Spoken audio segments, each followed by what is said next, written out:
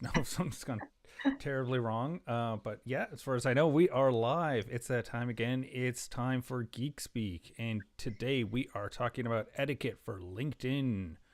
It's a Yes, growing we are. platform. And so it's definitely one where I have a lot of questions for you because I think you're doing a lot on LinkedIn. And so I'm definitely interested to pick your brain to see how to get the most out of it. Terrific. Yes. And for those of you who don't know me, my name is Rena Little from Littleworks Indie Media. And we're a very small boutique um, agency here in Vancouver. And Phelan, do you want to introduce yourself? Yeah, my name's Phelan. I work at Seymour Digital Media, where we focus on search engine marketing. Terrific. All right. So, where to start with LinkedIn? We need to make a couple of distinctions. LinkedIn is a particular kind of networking space, and a lot of people try and treat it as if it's Facebook, and it is not. So, LinkedIn, the great thing about LinkedIn really is its search engine that it has. So, next to YouTube and Google itself, obviously, LinkedIn is one of the best search engines out there, and so you want to really make sure that your profile is keyword optimized.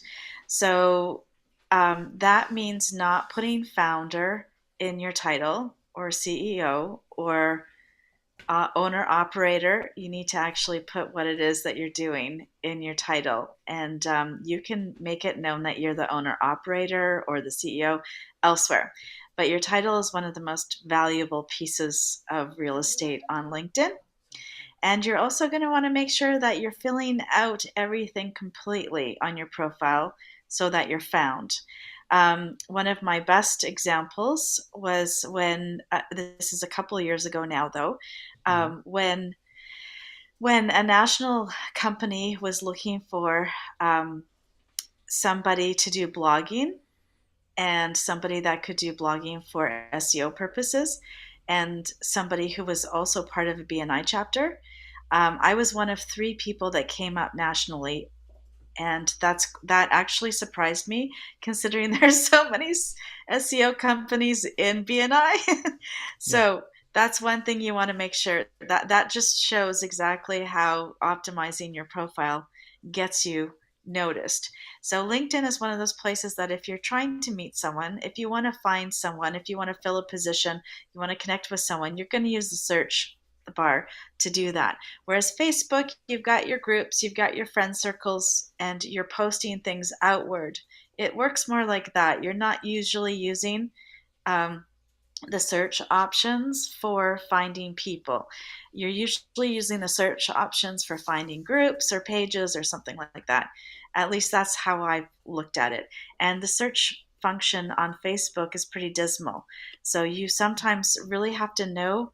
You have to try multiple ways of putting in search queries to get the answer that you're looking for, even if you know that this group that is called this specifically exists. There could be five other groups that are similarly um, named, but they have different URLs, and so they'll come up differently. Whereas LinkedIn really provides good search results. And not only that, it allows you to search hashtags much better and tell you which hashtags your connections are using.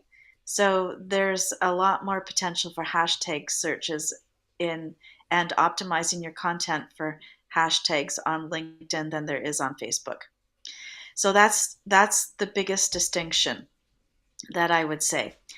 The other big distinction is that some people on Facebook keep their profiles locked down and they will only become friends with people that they know. And their default setting is their posts go to their friends list. Um, that's not what I recommend, but I think I've discussed that in a Facebook episode a different time. I'll see if I can find that episode. Yeah. But on LinkedIn, you tend to have broader sense of who you want to network with. So you might accept people's. You typically, and I actually recommend it. Accept connections that you might not know those people. It's just like going to a networking event where you do want to meet people. Excuse me just for 1 second. Yeah, So sorry. that all makes sense. Yeah, no problem. Yeah, because it's definitely one that has a different vibe, you would say, than Yeah, where you're trying to do whether it's you're doing thought leadership or networking, or you'd also mention like yeah, building up referrals, which is a good spot there, where it's not necessarily you're looking for other people that have complementary skill sets to you. This is a good place to yes, go find those people that have yeah, they're doing professional services, and so you have a distinction where you're not going to be you're going to be posting about and promoting yourself in that context a lot more than if that's you right. were going on Instagram or Facebook or TikTok. Like that's just a more Yeah. specific. So we should also address the fact that LinkedIn is a lot about B2B and not Yeah, so much B2C, although yeah, it does exist. And Facebook is a mixture of all. So there's that aspect. So make sure that your profile is well optimized, you're organized for search. And the last section on that topic is about, I want to touch on is about having multiple profiles. And sometimes people have a side hustle. If you need to, keep your side hustle a secret, although I'm not sure LinkedIn is still the best place to keep secrets. Um, then maybe you might want a second profile, but I don't recommend having two profiles. It's too hard to manage. You want your LinkedIn profile to really be about you.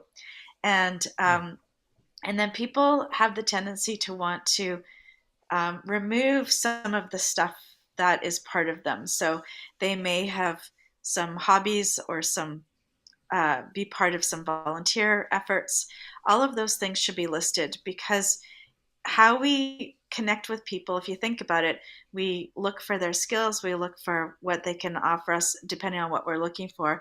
And then so we might find 3 or 4 people that have all of those skills and they're perfectly suitable to help you with what you need. So the next thing you're going to check is availability, but you're also going to look at affinity. So hmm what kinds of things do you have in common with that person? Are you going to want to work with them? Do they have is there some kind of personal note that you can lead with? It can be charity, it can be volunteering, it can be a past uh, career, it can be all sorts of things. They'll People will tend to try and connect with you on those topics. It can be a hobby, so make sure you're filling out those aspects too, and try not to limit yourself to just the one thing because that just seems pretty boring. We're yeah. multifaceted.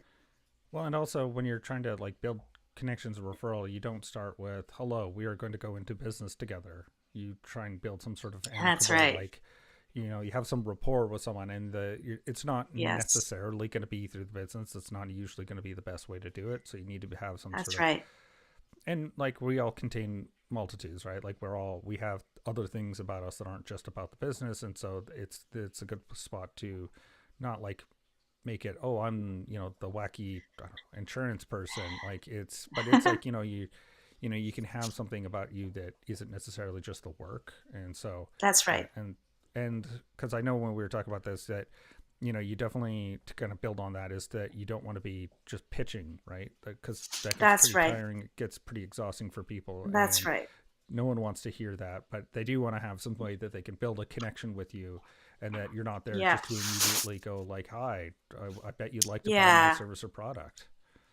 Yeah, and that's a great segue into the inbox, which is where Yeah, most of that happens. So, the inbox is I feel very strongly about etiquette within the inbox. Um, yeah, because LinkedIn is so specifically you, it's your profile, your CV, the whole 9 yards, and not your business page. I'm going to talk about the, the profile and the cold calls. So, one thing, if you're into any kind of in person networking, one of the best ways to make sales and build affinity and build deep connections with a small number of people that can actually get you further rather than hunting for each individual client. So usually what I like to do is I go in with the idea that I'm going to find really good referral partners, right? So Hmm. you're going to go in, you're going to make sure that they've got the skill set. You might see that, oh, we have some affinity in this area. This is one of my people.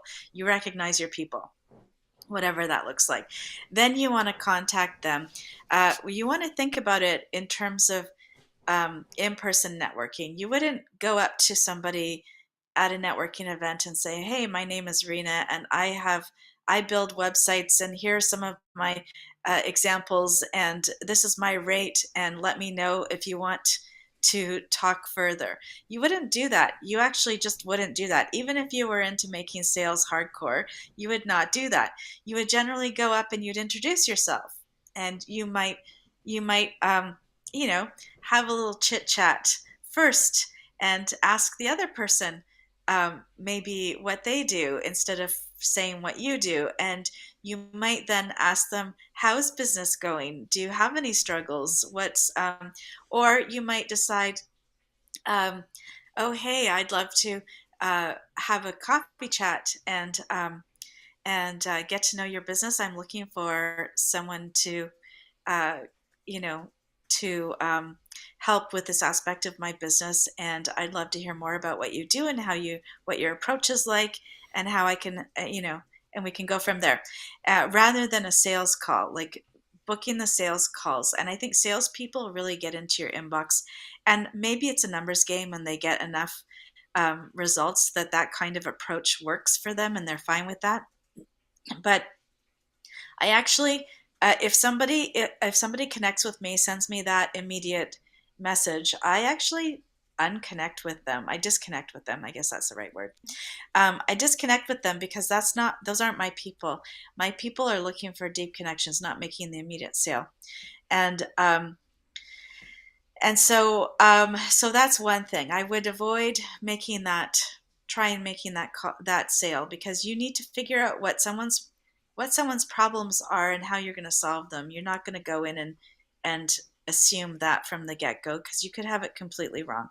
For example, I had one guy he sent me 3 messages about about how he helps authors, and I'm like, dude, did you read my profile at all? I'm not an author at all. Like, I have no interest in being an author. And and it was like he just didn't pay attention. And so when I see someone like that who's not paying attention, I just figure they're using a service, they're using a software that's pulling information and putting my name on a list, and they're not really paying attention. And if they're not that interested in reading my profile and double checking to make sure that I'm really their target market, then that's not a connection that I'm interested in. And Yeah. then yeah, Oh, I was just go ahead. gonna say off of that was that when you, and then also it's not someone that you want to work with if they're not going to be paying No, attention to you off the get go no, about like what you even offer as a service. Then they're not yeah, going to be a person that you want to work with, either referral or anything, because obviously they're not paying yeah, attention. So like that's they're not already a careful. massive red flag. They're not Yes, paying attention to. exactly, So it's like it's already exactly. like you're already omitting yourself by like not doing the That's right. basic work of knowing anything about the person. And then the other That's part right. that reminds me of is like in sales, there's a great anecdote of like they gave this sales guy, I can't remember where it was, but anyway, they gave him like a list of 100 leads, and he'd spent all his research and within a week just sifting out all the people. It's like, well, these people wouldn't be good for me. And he got the 10 sales that he was going to get out of that list. And he got those because they were the right people by actually doing the research and like learning about these Yes, people and actually knowing, so that you're not just yes. like blasting out. You're actually like doing a bit of research. And then it's like, hey, I Mm-hmm. noticed that, you were doing some, I don't know, like some SEO, but these things kind of look broken. It's kind of weird. You want to have a conversation about it, something like Yeah, that, where you're yeah, doing some research, you're showing that you actually care about the person, and that you're not just some random person yeah. just blasting out a Oh, million yeah. people. Yeah, because when you blast a million people, in that way, actually, that's really funny, because it actually reminded me, just as we're speaking now, of those telemarketers that call Yeah. and they tell you that your site has a problem. And I get those calls all the time because I run my client domains through my contact information so that I can vet what's going on for my clients and avoid having them signing up for all sorts of things that they're not supposed to be doing. And Yeah. what they do actually is they actually haven't looked at your site at all. And I know this because one time I had a panic because I had a site behind a splash page and it's not supposed to be indexing. I set it to not index. And all of a sudden my client gets this call and she's like panicked because why is the site showing this person has seen all these mistakes on my website? And then I realized I talked to a bunch of other industry people, and it happened to me after that, where there's no site at all, Yeah. and they're still phoning you and telling you that there are problems on your site and that they need to be fixed. So Yeah. this kind of reminds me of that. It's like throwing some paint at the wall and hoping something works. And that's not really a good tactic. Knowing your ideal client, figuring out where those people are, and doing that extra little step just shows that you're a high value service provider. And Yeah. that's really what I'm looking for when I'm partnering with people. So yes, and there are some steps that you can do, and there are systems that are in place that don't work. But it would just take a little bit of extra effort to take those systems and work them. So when a company offers you um, a list of people on LinkedIn who are looking for your services, it's totally fine to take that list. Then you go through the list and make sure the people are correct, or give them the criteria of what your ideal clients look like and which ones are definitely not your ideal clients, and have them reduce that list because um, a lot of salespeople go for a numbers game. They think if you're going to do 5,000, hit 5,000 people, you might have 250 return on that. It's better to have a higher conversion rate by narrowing down your list to ideal people and know who you're talking to first, and figuring out what that way in is. And so what the next step is that these companies will offer to create um, three different um, uh, inbox messages that Hmm. they send to everyone. It's a series of three, and so they'll start with the first one. So you want to go through that message, and you want to make sure that that's actually a good message for your target market. Sometimes it just sounds too salesy. Sometimes it sounds too familiar. That's the other. I've seen that before too, which is oddly, it's very weird. It's like that's what people do on Facebook. Um, and you want to find that Goldilocks message that will get you to the next step.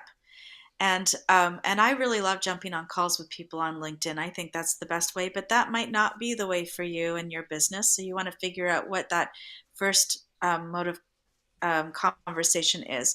And I also recommend don't have a virtual assistant or an assistant of any kind, a marketer of any kind, respond to messages. That's something that they should be handing off to you to do, because this was my experience receiving one of these messages. I got one of these messages. It sounded like I knew this. I already knew this person fairly well. Met her in person a number of times. Had conversations on Zoom, lengthy conversations on Zoom. Received a message like this, and then I responded, and I included some information in the response that only the person that I thought was sending me the message would understand or would know what I'm referring to.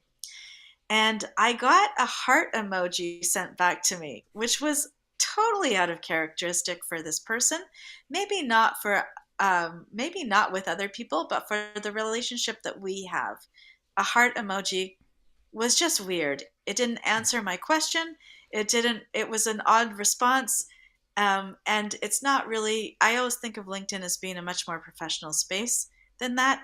And so, really, only my good friends should be giving me heart emojis on LinkedIn, and or my teammates. Um, and and my good friends and I aren't really, and my teammates and I aren't really using LinkedIn as a mode of communication, anyways. So the heart Yeah. emojis don't work out. And then when I said, I think what I can't remember how I responded to the heart emoji, and then the person's whose account it was jumped on and let me know that it was a virtual assistant. So if you find yourself having to jump on and say, "Oh, that wasn't me, that was my virtual assistant," then you know your messaging is incorrect. Your messaging is not right. It Yeah. needs to be reviewed, and the process needs to be reviewed. You can't just send your virtual assistant in there posing as you. Like, that's a no-no. I don't think that's a good idea. You can have them send the first message, that works. um, and the other thing that I found that I really loved is I had a beef with the I forgot which one, Bank of Montreal or Royal Bank, Bank of Montreal, TD, I don't know, one of the banks. Yeah. One of the banks I had a beef with, there was a big user experience issue in my experience with going through customer service. Oh yeah, it was like a 24-hour wait time on the hold. Do you know what I'm saying? Like, I Yeah. exaggerate, not 24 hours, but it was 6 hours. Lengthy. It did Yeah. say 6 hours. Yeah, and there was no callback, and I was very, very distraught, and there was no other way for me to do what I needed to do other than do it by phone. It was during COVID when everything was shut down. It was very, and I'm sure that's why there was long phone lines, but none of the other banks seem to have had that issue. I don't know. Anyways, regardless, I went on LinkedIn. I found the CEO of whatever customer support, or the big guy. I found the highest guy I could find listed. And interestingly enough, um, instead of having a Google business profile page on the right hand side when I searched in Google, his LinkedIn profile came up on the right Hmm. hand side. So I just went straight there and I messaged him and gave him my thing. And the next thing I know, it was actually not a very long turnaround time. His personal assistant was in there answering me. This worked very well. When I contacted and I got, "Hey, this is my name is, and I am this person's personal assistant, and I'd like to hear more about what's happened here. Thank you so Yeah. much for letting us know. How would you like to be contacted?" Right? Yeah. And that worked brilliantly. So you can have people in your inbox, best not to have them impersonate you. Best to have them say, "Hey, it's so and so's executive assistant, personal assistant, virtual assistant." It doesn't really matter. Um, I'd love to get some more details so that I can get this information to, the right department. That's perfect. That worked very well. And I think that could also work in the sales funnel aspect part of it too. Like, it Yeah. could be, "Hey, I'm Rena's a virtual assistant. Sounds like a Zoom call would be great. Does that work for you? And let me help you set that up. Let's schedule something." That would be great. That would be a great, you know, Use case way for to like that. offload. Yeah, yeah, And and and offload it's that time. Yeah. yeah, I was just gonna say it's definitely one where again honesty is going to be super important and being Yes. forthright. You like Yes. people understand you have teams and like you can't be That's right. everywhere at once, and so people get it if like you happen to have your assistant helping you out Yeah. on LinkedIn. I don't think people are going to be upset with that. I think, like you said, they're going to be more people are going to be more upset if you try and trick them because Yes. They people feel are duped. yeah, and people They don't don't like to feel like that. duped. Yeah, they're like they just and if people are and especially if you're just honest and upfront of just like, hey, I'm the assistant, I'm just helping out with their messages on LinkedIn.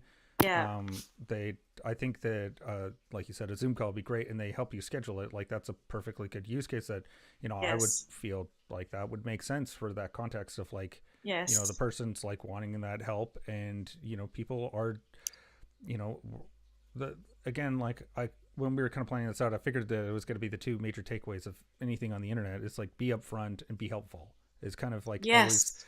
it's always Yes. the guiding principles no matter like which platform. Obviously the like how you do it is going to be different, but like being people, you know, people these days are you know a little worn down from like social media, and so they don't Yeah. like don't and a little cynical about it. So don't like you're not going to be able to Yeah. pull a fast one on anyone, and it's No. better to just be honest and upfront with everyone when they're, Yeah.